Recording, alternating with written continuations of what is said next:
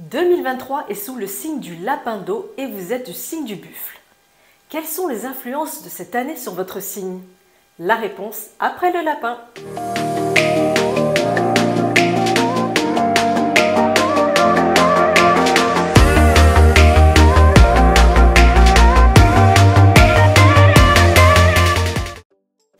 Le tigre de 2022 tire sa révérence et laisse sa place au lapin de 2023. En astrologie chinoise, Bazi, c'est-à-dire l'astrologie des 8 caractères, nous nous intéressons au pilier tout à droite qui correspond à l'année du lapin d'eau. En haut, nous avons l'eau yin, comme l'eau de pluie par exemple, et en bas, nous avons le lapin, d'où l'appellation l'année du lapin d'eau. Chaque année, de nouvelles énergies entrent dans la danse et vont interagir avec les énergies de chaque individu selon son thème natal. Saviez-vous que nous avions 4 animaux dans notre thème Bazi? Il y a celui de l'année, du mois, du jour et de l'heure de naissance. Car oui, il y a 4 piliers, donc 4 animaux. Le plus connu, c'est celui de notre année de naissance et c'est celui auquel je vais m'intéresser.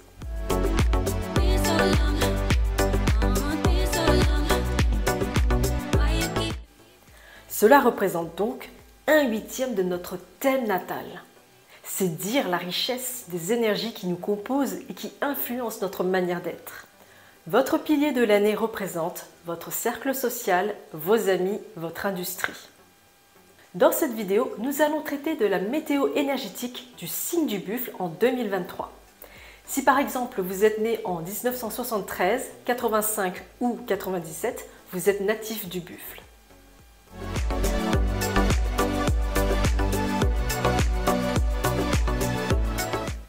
Les natifs du buffle, cette année, vous serez mis à l'épreuve.